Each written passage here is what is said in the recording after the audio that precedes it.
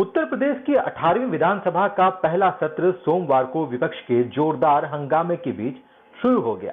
शोरगुल के बीच राज्यपाल आनंदीबेन पटेल ने सदन में अपना अभिभाषण किया और इधर ओम प्रकाश राजभर ने अखिलेश यादव को नसीहत दे डाली है। ओम प्रकाश राजभर के दिए गए बयान से सियासी गलियारों में चर्चाएं तेज हो गई हैं। सवाल भी उठ रहा है कि क्या सुहेलदेव भारतीय समाज पार्टी और समाजवादी पार्टी के बीच सब कुछ ठीक तो है।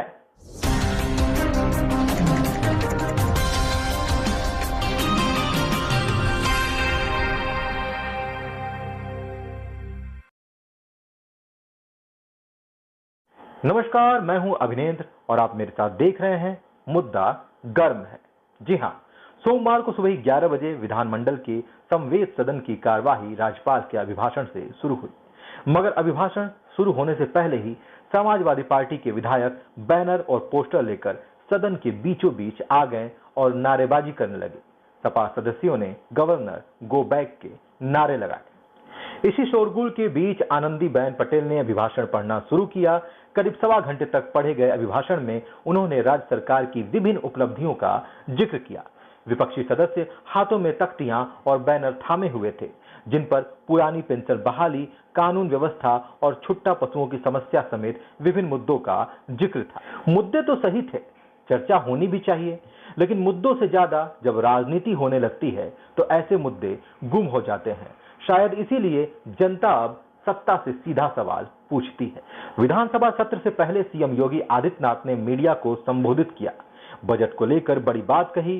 सीएम योगी ने कहा कि नई सरकार के गठन होने के बाद 18वीं विधानसभा का पहला सत्र आज से शुरू हो रहा है। नई विधानसभा के पहले सत्र में मैं सभी निर्वाचित सदस्यों का स्वागत करता हूं।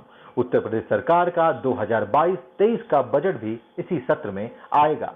एक प्रकार से यह बजट सत्र है। 26 मई को प्रदेश सरकार विधानसभा में अपना बजट पेश करेगी। वहीं विधानसभा सत्र शुरू होने से पहले समाजवादी पार्टी के वरिष्ठ नेता आजम खान और उनके बेटे अब्दुल्ला आजम ने यूपी विधानसभा में विधायक पद की शपथ ली।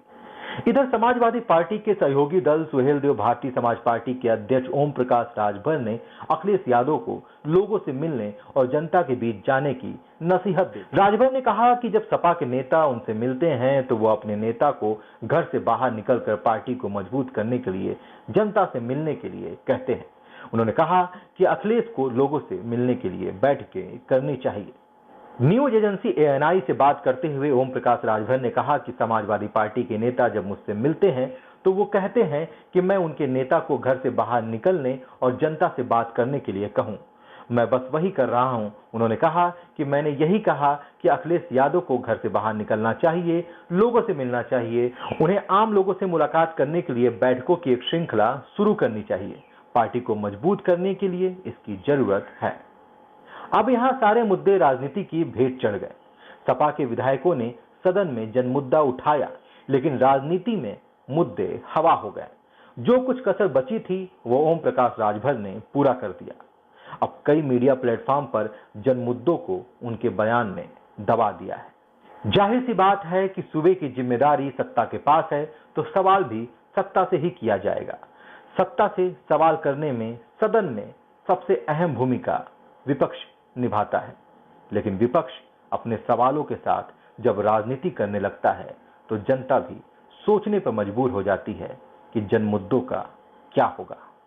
अन्य महत्वपूर्ण खबरों के साथ आपके बीच फिर हाजिर होंगे। तब तक के लिए धन्यवाद।